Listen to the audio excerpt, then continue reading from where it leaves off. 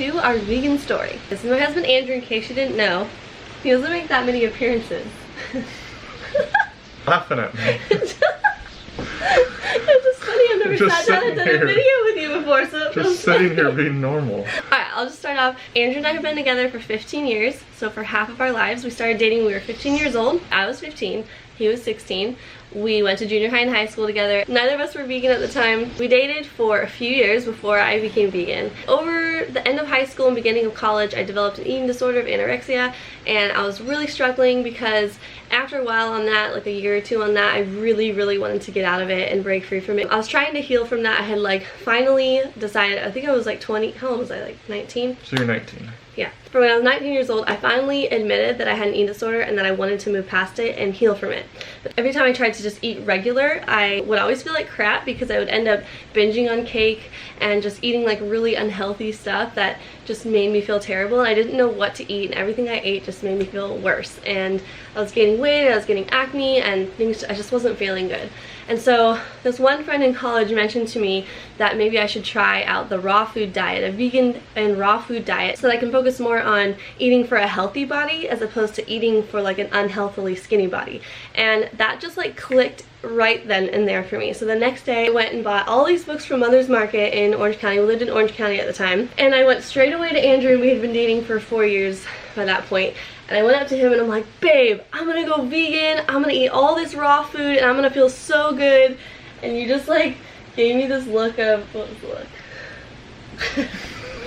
I honestly don't really remember exactly like the first conversation. I remember questioning you over numerous conversations, but I don't remember like the moment. But I don't even know if I knew what vegan was. Yeah, I think I had to explain it to me. I heard of vegetarianism, but I didn't know anyone that was vegan. And I think I remember having conversations about you don't need milk. And I was like, yes you do, obviously. I do vividly remember that first time I came to you. We were at my mom's house. And I was like all excited. I'm gonna go vegan, it's gonna be amazing. I'm gonna feel so much better. I'm gonna heal inside and out, and I'm gonna feel so good. And you just kind of looked at me like, that is insane. That's crazy. I remember you being like, you can go ahead and do that, but don't ever expect me to do that. You're like, I'm never gonna go vegan. I was like, that's fine, whatever. I didn't really care because I was so wrapped up in like doing it for my own health. And for a while I didn't care because I really was just doing it for my own health at the time. So really at the time, even though I was saying I was vegan, I was really plant-based because I was really doing it for my health, and I didn't have any connection yet to the animals or the environment. So I didn't really feel this need to like get him to eat that way at first, and he didn't want to, so I didn't really care. But there were times when I would like try to pressure you into it, or try to like explain it, like, you definitely don't need whey protein in your smoothies, it's so unhealthy, and I would like talk about it, and like you said, we were having conversations. I'm pretty stubborn. Yeah. Well, we're both stubborn. No. We're both no, you're stubborn too. Yeah. So then there were times when I would like try to, you know, push him into it, or try to like convince him my views or what I had learned, because I went and read all these books like pretty much overnight, went vegan overnight, and I read all these books so fast, like an entire book in like 3 days, and all the recipes and ideas on ways to eat raw and all that stuff, and I was really jumping into it, and you were just like blown away by like how quickly I made that transition, I think. Well, you did it overnight. It's not like the way I did it, which I'll talk about a little bit later, but yeah. You just literally went all in. You didn't have any other prior knowledge to it, did you? Like no one else, you never like, no. Nobody had planted the original seed years before or anything like that? Yeah, I had never like heard of that before, yeah.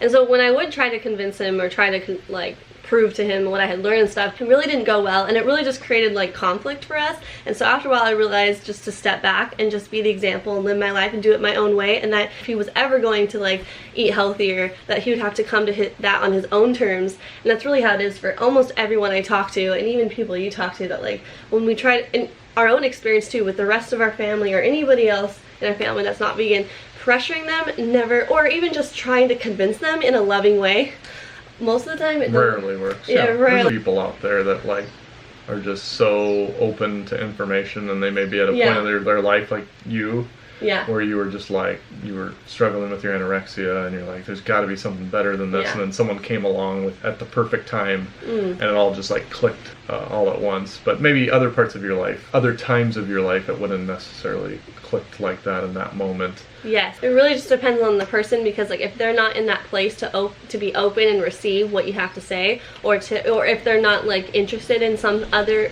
way to live their life, then most of the time they're going to kind of shut it down. But there's, like he said, it's really like something that they have to come to on their own terms, and then when that information comes to them, or when they seek out that information, that's when their life changes.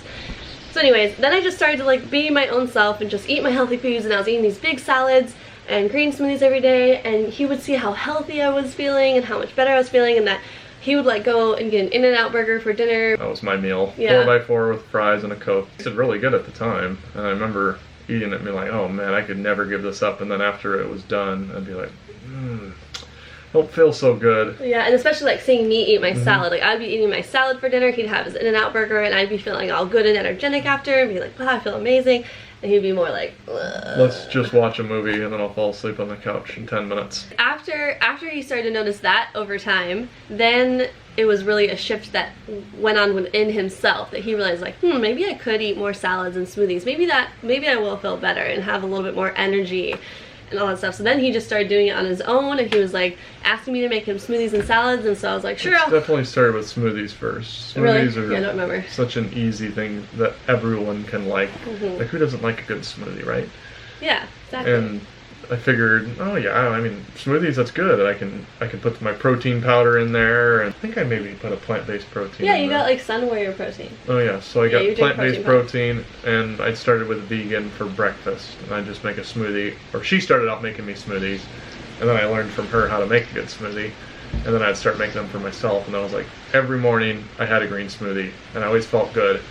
Then I noticed around lunchtime when I would eat my regular food, meat or sandwich or something like that, I would start to not feel as good the rest of the day, energy-wise. Not necessarily feel sick, but I was like, how come I feel so much better in the morning than I do in the afternoon and evening?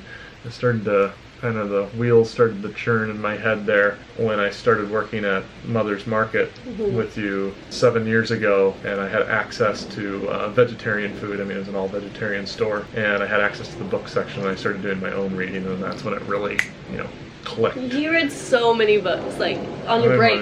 I read at least 10 vegan books before I decided to go vegan. And I read some other diets, Atkins diet books, and just to get other perspectives. And the only one that really made sense to me was the vegan one. And then I had a little personal experience, because, I would drink smoothies, and she'd make me salads. And you started to like cook vegan meals every once in a while on your own. You would like at dinner time try out a vegan, we'd make like pasta vegan. Yeah, I would try little things here and there, but it took me a good solid 3 to 4 years after you went vegan until I finally decided to go all in with it. And I didn't, even when I decided to go all in, I went vegetarian first. A lot of you vegetarians out there know how addictive cheese and ice cream are. I was in that same boat. Like, I'm not a huge cheese fan by itself, but I always liked it on things like my burritos. It was just hard for me to give up that cheese. And then ice cream, I think I was over it, and then all of a sudden I had this craving. You're like, we gotta get Cold Stone. I have to get ice cream. And like sit in the car as you ate his Cold Stone. So for the good first 6 months of me making that commitment to be vegetarian/vegan, I struggled with the cheese. And then finally one day we were at Chipotle, and they're like, anything else in your burrito? And I was looking at that cheese, and I said, nope. And that day forward, I never ate cheese again. And then the addiction and the cravings, they eventually go away, believe it or not. Yeah, it's super, super addicting. And he lost how many pounds did you lose? I was 210. And at the time, we didn't even think of you as overweight. Like, you didn't seem overweight at all. But later, when we look at before and after, we realized that you just had puffiness and that you had lost without even trying. Yeah, I thought I was a pretty healthy weight, 210, 6'3", but I was slightly overweight. My body fat percentage wasn't the best. And I lost about 35 pounds over the first year, which was kind of scary for me, to be honest. I thought it was all my muscle or something, but then I realized I didn't lose any of my strength. So when because I lift weights occasionally and exercise and play sports, I hadn't lost any competitive edge. I hadn't lost my ability to lift weights or anything. So I was like, maybe this vegan thing's not so bad, because it did initially scare me, and that's a lot of things that guys are scared of. Yeah. Especially guys that want to be bulky and stuff, like, oh man, I'm gonna lose weight. But part of that was I probably wasn't eating enough calories in the beginning. But I honestly think a lot of it is people think they're losing muscle, and really they're just losing the fat around their muscle. Yeah. They think that their muscles are bigger than they actually are. Yeah, my body fat percentage went way down. And also it was he would think am I just going to keep losing weight and wither away? But then it just plateaued and it stopped, and then he just maintained his weight and has never had trouble with his weight after that. I've been around the same 5 or 10 pounds up and down, 180 pounds about for the last 6 years. I went vegan about 6.5 years ago. So because I just found my natural weight, and I feel good at this weight. Yeah, and it really was, like we said, it really has to be a shift within the person to want to do it on their own. Like there was no point in me trying to convince him, because once you started working at Mother's and reading it from different sources, you were open at that point. And then I remember specifically one time when I had the China Study book by T. Colin Campbell lying around at our house, and you like were reading it, and you walked out of the room going, Ellen, did you know that da-da-da-da, something about dairy? And I was like, yeah, I've been trying to tell you for years. And so it was like such an aha moment for him, and like such a good moment for me that we could like connect on this thing on this same level now, and that we were like suddenly were really into it together. Like I was already into it, but the fact that I could share that with him. And also something about how you were saying that it like took you a while to transition was he got to a point where he was eating all vegan at home and vegan when he'd go out even, but the only time you weren't eating vegan was when you would go to your friend's house when they were having like a party and they'd be like barbecuing, and then he'd be like, I'm just gonna eat a burger there. And so that's why you had even said, even in the midst of that, like I'll never be fully vegan. But then he would realize like I'm feeling so good, I'm feeling so great, and then he goes to these parties and we'd hang out with his friends, and then he'd eat a burger and he would feel like crap again at least a few times for you to like learn. And then after that, yeah, I didn't learn from the first time, that's for sure. Yeah, but then it was like again and then again. There's my stubbornness kicking in. And then, but then there was a time where it was like 3 solid months where we didn't, for some reason, we didn't end up going to his friend's house. So he was like all vegan. And then we were going to his friend's house after like 3 months for a party they invited us to. And then I was asking him on the ride over, I'm like, so are you gonna eat the burger when we go there? And he's like, no. I'm like, yay! Because I know that he feels so much better not eating it. Well, like that's the more time you put in between your last piece of cheese, your last bite of ice cream, your last bite of hamburger, the more time that you go resisting that temptation to eat it, the less the cravings get, and they eventually just disappear to where those things are no longer food. Like I went to being addicted to cheese and ice cream to being repulsed by it, and that's I'm not kidding in any way. Like you can do this. It's just you just have to have the self what's the word I'm looking for? Discipline. Yeah, the self-discipline to do it. Like a lot of these diets out there, they say, oh, you can eat all these food, you got to eat healthy, and then you can cheat on the weekends and eat unhealthy food, which is, you can still be an unhealthy vegan, but there's certain things you just can't cheat at. If you want to truly become vegan, and you say you're a vegetarian, I get this type of email all the time on your emails, I'm vegetarian, I just can't cut that cheese. Like, you can do this, you just have to make the decision to do it, and the longer you go, you're going to get over it, and then one day you'll get to the point where like, oh, I can't believe I was so addicted to it. And then you don't even want it. Like for me, it was such a like seamless like aha moment. I just overnight was vegan, and I don't really have that understanding or connection as to like what he went through. But so many people that I know, my sister included, it took her years to become vegan as well. Kind of like Andrew. Well, you didn't take years, was it? Yeah, it did take 3.5 to 4 years. Yeah. 3.5 years until almost. Well, yeah, but for you weren't interested in it in the beginning. For like when you were interested in it, it took you like a year. Right? Yeah, well, when you were like trying to become vegan. That's true. Mm-hmm. Yeah, so like it's different for everybody, and just to like accept everyone's journey. And something also to know, and since you keep bringing up the cheese, a lot of people don't really understand why cheese is so addictive, and it's because there's casomorphine inside all of mammals' mother's milk. So like even in my milk for my baby, there's casomorphine in it, which is what draws your baby back to you, to your milk, to make sure that baby has like survives and keeps coming back for milk to grow and get bigger. So there's casomorphine inside the fat of cow's milk. And what is cheese? Cheese is the fat of the milk, so that's where all the casomorphine is, which is what makes it so entirely addicting. It's drawing you back to that mother cow's milk, which is really supposed to be for her baby calf. So that's just an interesting way to like remind yourself why it's so addicting and how you can like curb it, and there's a reason why you're addicted to it, and it's not a good reason. Yeah.